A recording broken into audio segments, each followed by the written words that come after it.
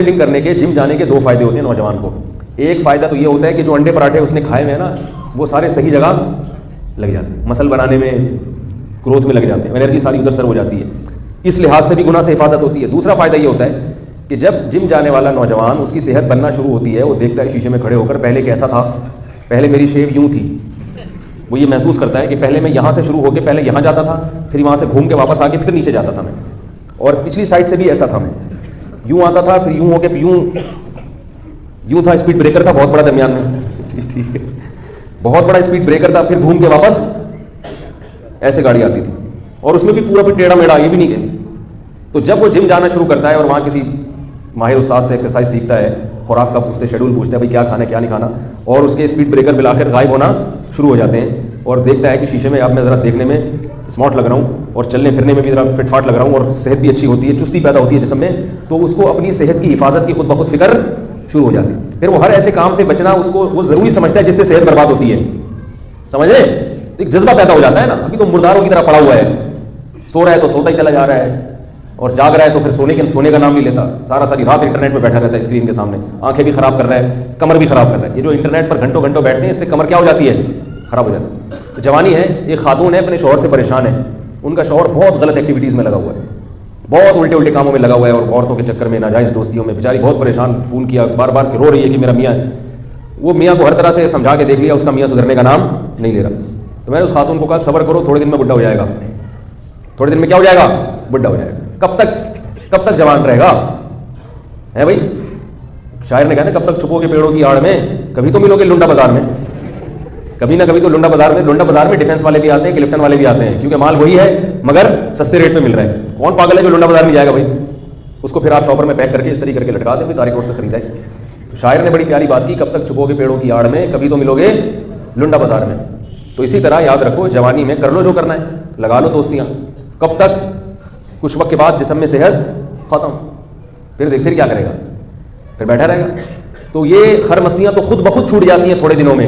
یہ تو اللہ نے جوانی میں امتحان رکھا ہے کہ اپنی مرضی سے چھوڑ دو گے تو ثواب ملے گا، جب اللہ چھڑوائے گا تو پھر ثواب نہیں ملے گا. حسرتیں الگ، جوانی کو یاد کر کے ہائے ایسے تھے، ہائے یوں تھے، ہائے یہ ہوا تھا، ہائے یہ ہوا تھا، اور کچھ کرنے کی قوت ہی جسم میں نہیں بچی، اور باڈی میں وہ اٹریکشن بھی ختم ہو جاتی ہے کہ لوگ آپ پہ مرے آ کے.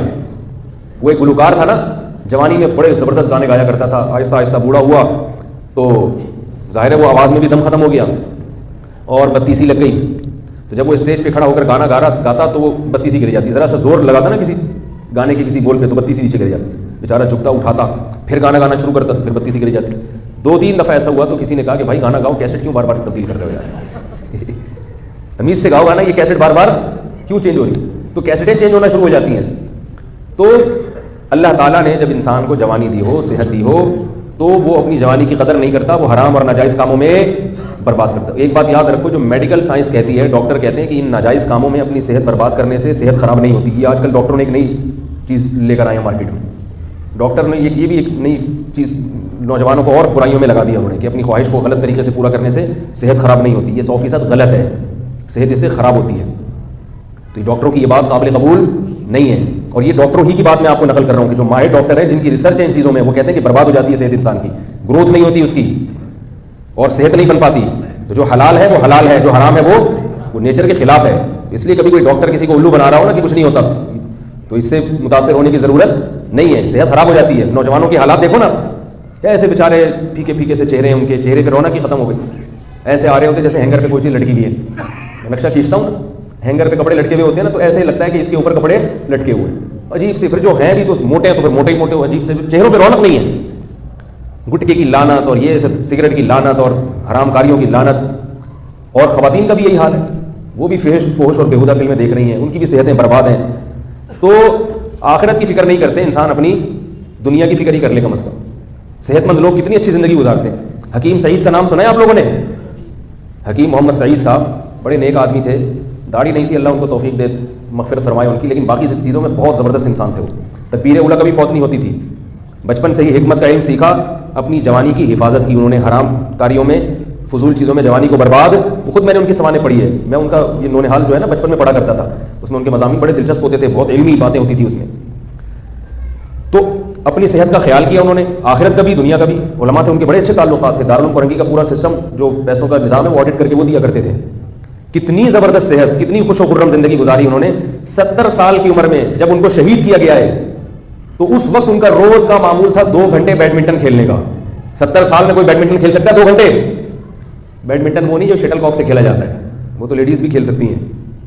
وہ جو بڑے والے ریکٹ سے نہیں کھیلا جاتا, ٹینس کہتے ہیں اس کو. ایک تو ٹیبل ٹینس ہوتا ہے نا. اچھا بیڈمنٹن تو اور چیز ہے, سوری میں نے تو عرصہ ہو گیا کھیلے ہوئے. تو ہم بھی بچپن میں کھیلتے تھے, لیکن جب سے مولوی بنے تو ہم نے بھی چھوڑ دیا. تو وہ اب تو تیراکی پہ لوگ نہیں مان رہے, تو اگر ٹینس کھیلنا شروع کر دیا تو پتہ نہیں کیا کریں گے لوگ. تیرتے ہوئے اچھے نہیں لگ رہے لوگوں کو. تو وہ کیا کیا انہوں نے, وہ کھیلتے تھے روزانہ ٹینس کھیلتے تھے. تو آپ ذرا کھیل کے دیکھیں 1 گھنٹہ, جوان آدمی اندر سے پورا ہل جاتا ہے اس میں. 2 گھنٹے روز کا معمول تھا 70 سال کی عمر میں. خوراک کیا تھی؟ صرف 2 ٹائم کھاتے تھے, وہ بھی بہت تھوڑا. میں نے ایک دفعہ ان کی زندگی میں انہوں نے ایک مضمون لکھا, وہ مضمون میں نے پڑھا انہوں نے حال میں. انہوں نے کہا میرا بیرون ملک دورہ تھا, تو میں رمضان تھا, تو انہوں نے بتایا کہ رمضان میں میں صرف کیا کرتا ہوں کہ دال یا کوئی چنے کی دال یا مونگ کی دال کو پانی میں بھگو کے افطاری میں وہ کھاتا ہوں, آدھی پاؤ یا چند گرام. تو انہوں نے کہا میں جب وہ کھا رہا ہوں تو میں نے اپنا وزن چیک کیا تو میرا وزن بڑھ گیا. تو انہوں نے اس پہ لکھا کہ دیکھو اس سے پتہ چلتا ہے کہ انسان کو صحت مند رہنے کے لیے کتنی کم خوراک چاہیے, کہ رمضان میں اتنا کھا رہا ہوں اس سے بھی ویٹ کیا ہو رہا ہے, بڑھ رہا ہے. تو انہوں نے خوراک کو کم کیا تاکہ ویٹ نہ بڑھے. لیکن شہوت پرست آدمی کم کر سکتا ہے. میں یہ نہیں کہہ رہا آپ کم خوراک کھائیں, آپ اپنے حساب سے کھائیں. لیکن ایک بات ہے نا کہ جب ان کو خیال ہوا کہ بھائی یہ بھی میرے لیے نقصان دہ ہے, اس سے بھی وزن کیا ہو رہا ہے, بڑھ رہا ہے, اس کو بھی کم کر دیا. جو آدمی خواہشات کا غلام ہو وہ کم کر سکتا ہے. وہ کہے گا یار افطاری میں اتنا سا کھائیں, یہ کیا ہے, کون سا دین ہے بھائی, یہ کھائے گا اور پھر دھماکے کے ساتھ پڑ جائے گا, بلڈ پریشر کا مریض بنے گا, گھر میں ہر وقت سب کو سناتا رہے گا, ڈانٹتا رہے گا ادھر. تو عجیب زندگی, بے رب سی, بے تکی سی, دیندار ہو یا بے دین ہو, سب کی یہی حالت, ایک الٹی سیدھی بے تکی زندگی ہے. صحابہ کرام کی زندگی دیکھیں کیسی خوبصورت زندگی تھی ان کی, کتنی اچھی صحتیں تھیں. ایک بادشاہ نے رسول اللہ صلی اللہ علیہ وسلم کے پاس ایک حکیم بھیجا گفٹ کے طور پہ, تحفے کے طور پر.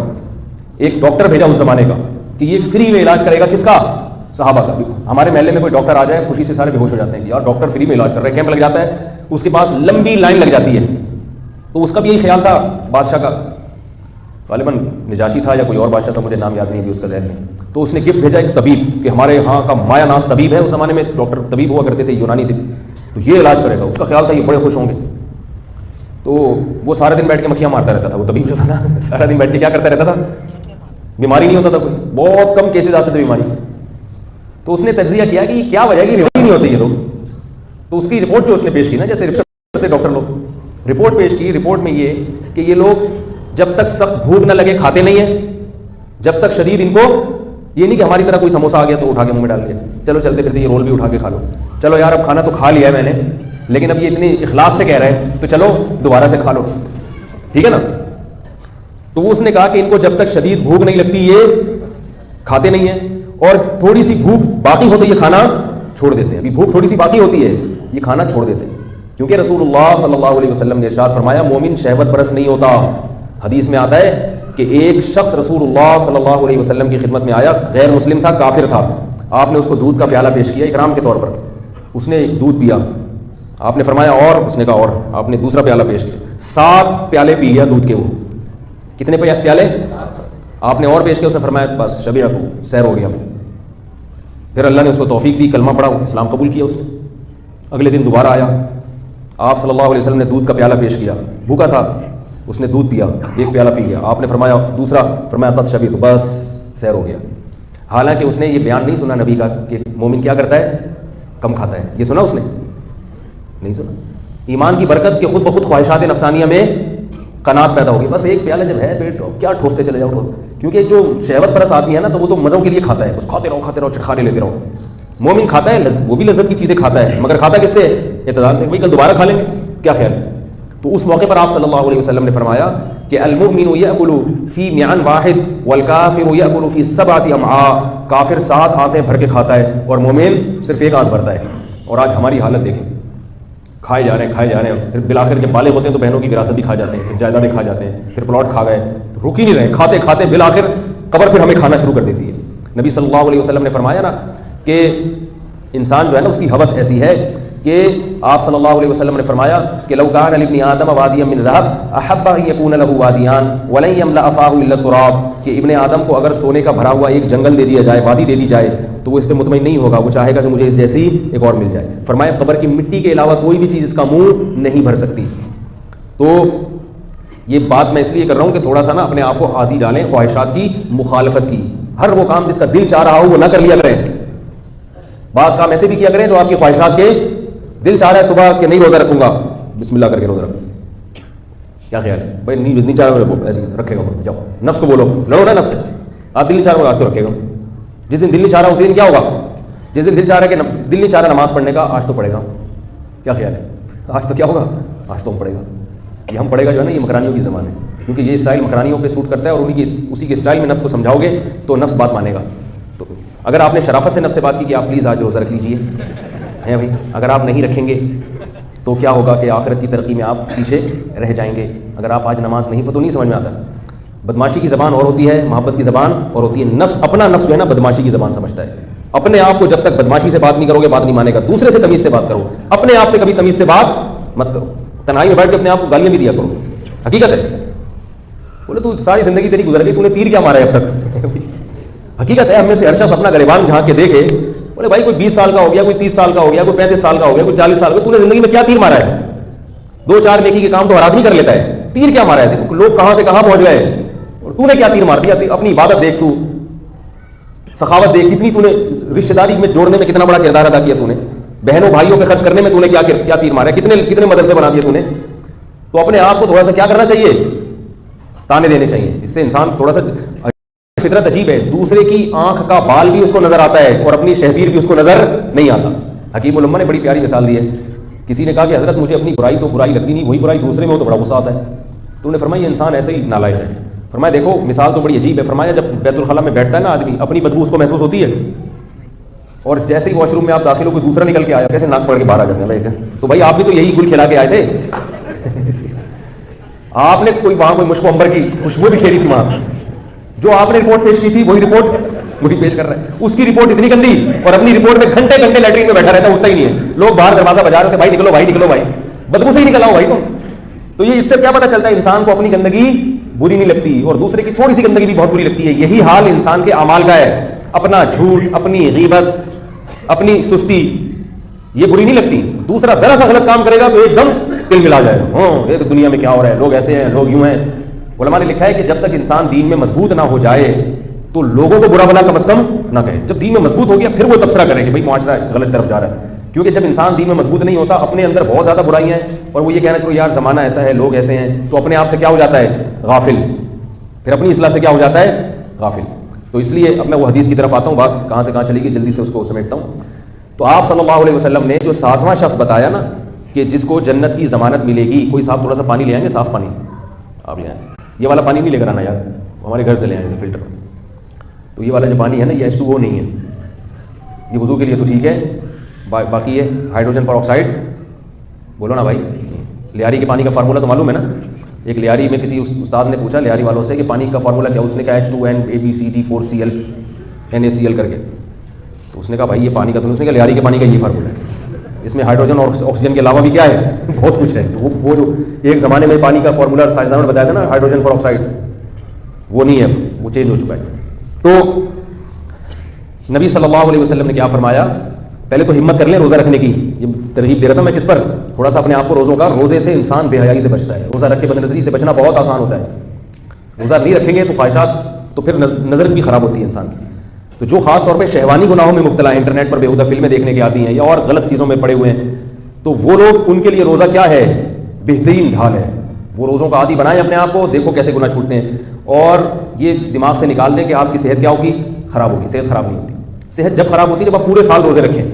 بھائی آپ چند دن روزہ رکھیں پھر ناغش کر لیں، پھر رکھنا شروع کر دیں، پھر ناغش کر لیں، پھر رکھنا شروع کر دیں، تو نہ صرف یہ کہ صحت خراب نہیں ہوگی بلکہ اور زیادہ اچھی۔ کل کسی نے بتایا، انہوں نے کسی ڈاکٹر سے تحقیق کی تھی، انہوں نے بتایا کہ روزہ رکھنے سے انسان کی طبعی عمر بھی بڑھ جاتی ہے، بڑھاپا ڈیلے ہو جاتا ہے۔ نہیں آ رہی بات؟ روزہ رکھنے سے آپ کے جو سیل ہے نا، جو ٹوٹ پھوٹ ہو رہی تھی، جو آپ کو بڑھاپے کی طرف لے کے جا رہے تھے، اس بڑھاپے کا عمل کیا ہو جاتا ہے؟ سست۔ تو جوانی آپ کی تھوڑی سی کیا ہو جائے گی؟ بڑھ جائے گی، ختم نہیں ہوگی، یہ ذہن میں رکھو، اس کو شامل رہیں گے ہم جب بوڑھے تھوڑے سے دیر سے ہوں گے، کیونکہ جب ابھی اس میں زیادہ نہیں جاتا، اس کے دلائی نہیں دیتا، بیان رہ جائے گا پورا، یہ ہمارا وہ میڈیکل سائنس کا ایک وہ موضوع بن جائے گا. تو روزہ رکھنا بہرحال صحت کے لیے, اور گرمیوں کے روزے تو مال غنیمت ہے. کیا خیال ہے؟ تو روزہ رکھنے سے جب کمزوری ہوتی ہے جب آپ روزے پہ روزے رکھتے ہی چلے جائیں اور کبھی ناغا ہی نہ کریں. تو ایسا تو نہیں کرتا نا کوئی بھی, رکھیں پھر ناغا بھی کریں, پھر جب آپ کھائیں گے تو پہلے سے زیادہ اچھے ہو جائیں گے, پھر ناغا شروع کر دیں, پھر رکھنا شروع کر دیں, فٹ فاٹ رہیں گے, صحت اچھی رہے گی, بیماریوں سے دور رہیں گے. اور روزے میں ایکسرسائز بھی کیا کریں. اب آپ کہیں گے کس کی باتیں کر رہے ہیں یار. روزے میں جب آپ اگر سارا دن آفس ورک کرتے ہیں, ایئر کنڈیشن میں بیٹھے رہتے ہیں, تو عصر کے بعد یا مغرب سے پہلے تھوڑی دیر ایکسرسائز کیا کریں. لوگ یہ سمجھتے ہیں ہم نے تو سارا دن کچھ نہیں کھایا تو ایسا نہ ہو ایکسرسائز میں مر جائیں. کچھ بھی نہیں مر, جتنا اپنے آپ کو عادی بناؤ گے نا, یہ جسم بڑی ڈھیٹ چیز ہے, آپ کو بتا دوں میں. اس کو جس محنت کا عادی بنا دو یہ بن جاتا ہے. دیکھو ایک باڈی بلڈر 100 kg وزن اٹھاتا ہے, ہم تصور کر سکتے ہیں کہ ہم 100 کلو وزن اٹھائیں, لیکن وہ اٹھا لیتا ہے. کیوں؟ اس لیے نہیں کہ آج وہ اٹھا رہا ہے, وہ شروع سے کیا کر رہا ہے, تھوڑا تھوڑا اپنے آپ کو عادی بنا رہا ہے. بناتے بناتے بناتے بناتے یہ اللہ نے باڈی میں طاقت رکھی ہے نا. اسی طرح یہ جو جم جانے والے لوگ ہیں نا, جم جو جاتے ہیں نا, تو وہاں جو استاذ ہوتے ہیں یہ ان میں 2 قسم کے نظریات ہیں. جیسے علماء کے 2 اقوال ہوتے ہیں نا, ایک قول امام شافعی کا, ایک امام ابو حنیفہ کا. تو ہر فیلڈ میں اختلاف ہوتا ہے, ڈاکٹروں میں بھی رائے ہوتی ہیں, ایک قول فلاں کا, ایک قول فلاں کا. تو فلاسفر میں بھی اختلاف ہوتا ہے. ایسے ہی ہر فیلڈ میں اختلاف ہے. تو یہ جو جم میں جا کے لڑکے ایکسرسائز کرتے ہیں نا, تو جم کے دوران ایکسرسائز کے دوران کچھ کھانا چاہیے یا نہیں کھانا چاہیے, اس میں کتنے قول ہیں؟ 2 قول ہیں. ایک قول یہ ہے جو جمہور کا قول ہے, جو جتنے بھی بلڈرز ہیں نا بڑے بڑے, ان میں جو جمہور ہے نا, ان کا قول یہ ہے کہ ایکسرسائز کے دوران کچھ نہ کچھ لکوڈ چیز, ابے یار بولو نا, کوئی ایکسرسائز کرتے تو یہ حالت نہ ہوتی.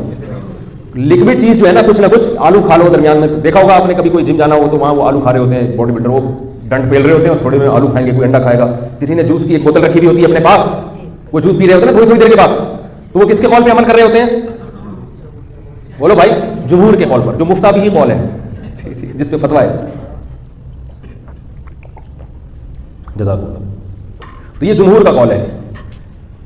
تو میں نے دونوں اقوال کی بڑی ریسرچ کی ہے. میں نے کہا یار بعض لوگ کھاتے ہیں اور بعض بالکل بھی نہیں کھاتے. وہ کہتے ہیں نہیں, جم باڈی بلڈنگ کے دوران کھانا پینا کیا ہے, نقصان دہ, بس جب جم سے فارغ ہو, ایکسرسائز ختم ہو جائے, اس کے بعد جا کے کھاؤ. تو عقل مند آدمی کیا کرتا ہے, دونوں قولوں میں تطبیق دیتا ہے نا. بھائی دونوں الگ الگ فرقہ بنانے کے بجائے بہتر نہیں ہے کہ دونوں قولوں میں ایک ایسا تطبیق دے دی جائے. تو میں نے اس میں بڑی تحقیق کی. میں نے کہا یہ 2 رائے کیوں ہیں. تو اصل میں دونوں رائے صحیح ہیں. اگر آپ نے اپنی باڈی بنانی ہے, یعنی طاقتور بنانا ہے جسم کو زیادہ, صرف گروتھ کے اعتبار سے, تو ایکسرسائز کے دوران تھوڑا تھوڑا کھاتے رہو, انرجی ملتی رہے گی, گروتھ ہوتی رہے گی. لیکن اپنے آپ کو اگر آپ نے لوہے کا بنانا ہے, بہت مشکل ہے سمجھانا. اگر آپ نے اپنے آپ کو کیا بنانا ہے, عادی بنانا ہے محنت اور مشقت کا. ایک بنگلہ دیش کے مولوی صاحب ہیں, ادھر دارالعلوم کرنگی سے فارغ ہیں, وہ ادھر یہ سر سید جم خانہ ہے نا ادھر, تو بھائی سر سید تھانہ ہے نا, اس کے ساتھ جم خانہ ہے, وہاں آتے ہیں. کبھی آپ ان کا انٹرویو لو. میں ان کی عمر سن کے حیران ہو گیا. مجھے لگتا تھا وہ 45 سال کے ہوں گے. میں نے کہا کتنے سے, 70 سال کا ہوں میں. یہ ایکسرسائز کی برکت ہے کہ 70 سال کے ہو گئے ماشاءاللہ, مگر لگ نہیں رہے. 70 سال میں بھی ڈنڈ پیل رہے ہوتے ہیں اٹھا اٹھا. ہے بھی قاری اور حافظ بھی ہیں, مولوی ہیں. میں حیران ہو گیا کہ یار اس قسم کے بھی مولوی, قیامت آنے والی ہے اس کا مطلب. تو ان کو میں نے دیکھا مولوی صاحب کو کہ وہ کچھ بھی نہیں کھاتے. میں نے ایک دن پوچھا, میں نے کہا آپ اس قول پر عمل کرنے کچھ بھی نہیں کھاؤ. انہوں نے بولا کہ بھائی دیکھو, اگر اپنے آپ کو کھانے کا عادی بنا دو گے تو کبھی کچھ کھانے کو نہیں ملے گا تو برداشت نہیں ہوگا, بے ہوش ہو جاؤ گے.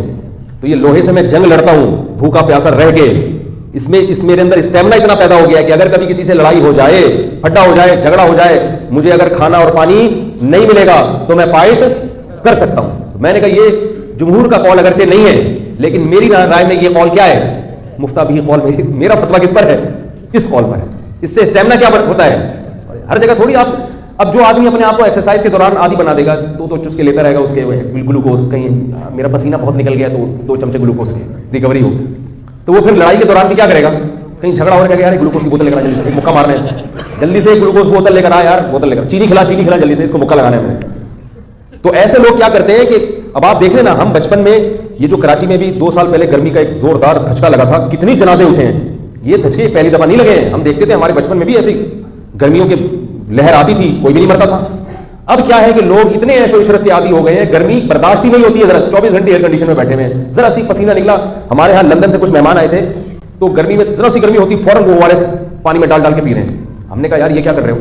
اس نے کہا پسینہ نکلا ہے ایکچولی پسینہ نکلنے سے ہوتا یہ ہے کہ انرجی کیا ہو جاتی ہے, کچھ کم ہو جاتی ہے, تو اس کی ریکوری کے لیے ہمیں ORS پینا پڑتا ہے. ہم نے کہا بھائی ہمارے تو پسینے نکلتے ہیں, ہم تو اسکول میں جاتے تھے موٹے موٹے بستے لٹکا کے شدید گرمی میں. ہمارا اسکول گھر سے 3-4 کلومیٹر دور تھا, پیدل جاتے تھے, پسینہ ہو کے آتے تھے. وہیں صرف پانی پیتے تھے, صرف سادہ پانی پیا اور گھر سے ناشتہ کر کے جاتے تھے. پھر سارا دن کچھ نہیں کھایا, پھر دوپہر گھر آ کے کھانا کھایا. تو ہمیں تو کبھی نہیں ہوا کہ یار وہ پسینہ نکلا تو ہائی یوں ہو رہا ہے، ہائی ہو رہا ہے، ہائی ہو رہا ہے. ابھی ذرا سی گرمی پڑتی ہے جنازے اٹھنا شروع ہو جاتے ہیں. یہ کیا ہے؟ یہ جو پسینہ جب جسم سے نکلتا ہے میرے بھائی، اس کے لیے کوئی گلوکوز لینے کی ضرورت نہیں ہے. اللہ نے آپ کی باڈی کا سسٹم اتنا طاقتور رکھا ہے کہ جب آپ کے جسم سے نمکیات کی کمی ہوگی تو جب کھانے کے ٹائم پہ آپ کھانا کھاؤ گے نا تو جتنا نمک اس میں ہوگا وہ سارا آپ کا جسم چوس لے گا. جسم سب سے پہلے خود ہی کمی پوری کرتا ہے ہر چیز کی. تو اپنی باڈی کو ایسا سخت انسان بنائے کہ اس کو ذرا سی بات پہ چیزوں کی ضرورت نہ رہے. تو یہ روزہ رکھنے سے فائدہ ہوتا ہے. روزہ رکھ کے جب آپ کو بھوک اور پیاس لگے گی، آپ کی باڈی بھوک اور پیاس یعنی کھانا مانگے گی، پانی مانگے گی، مگر آپ اس کو نہ کھانا دو گے نہ پانی دو گے تو جسم مرے گا نہیں، بلکہ وہ اپنے آپ کو اسی حساب سے ایڈجسٹ کرنا شروع کر دے گا، وہ عادی ہو جائے گا. میں نے طب کی کتابوں میں پڑھا ہے، قدیم حکیموں کی کتابوں میں، عربی کتاب جو ہے اس میں لکھا ہے صوفیہ کرام پہلے لوگوں کو منع کرتے تھے بہت زیادہ پانی مت پیو، اس لیے کہ اس سے نیند زیادہ آتی ہے، عبادت میں خلل ہوتا ہے. اور انہوں نے یہ تحقیق لکھی ہے کہ جو زیادہ پانی نہیں پیتے تو ان کا جسم خود بخود اپنے آپ کو کم پانی پہ کیا کر لیتا ہے، ایڈجسٹ کر لیتا ہے. وہ خود بخود ادھر ادھر سے جو ہے نا وہ پانی لے کے جذب کر لیتے ہیں. لیکن میں آپ سے نہیں کہہ رہا کہ آپ کم پانی پئیں، وہ آپ ڈاکٹر حکیموں سے پوچھیں. یہ تو ایک ایسی رپورٹ پیش کی ہے کہ ایسا پتری وتری ہو گئی میرے گلے پڑ جائے گا. تو اللہ تعالیٰ نے روزے میں کیا برکت رکھی ہے کہ آپ کی باڈی اسی حساب سے عادی ہو جاتی ہے. اور اگر نہیں رکھے روزے آپ نے، کھاتے رہو پھر کسی دن ایک دن کبھی ناغا ہو گیا تو مر جاؤ گے. آج ہمارے ابا کا صبح ایک پراٹھا رہ گیا تھا، اس وجہ سے وہ اس دنیا سے ہمیشہ دو کا معمول تھا. دسترخوان پہ جب انہوں نے ایک دیکھا، اسی سے کیا ہو گیا، اسی سے دنیا سے چلے گئے.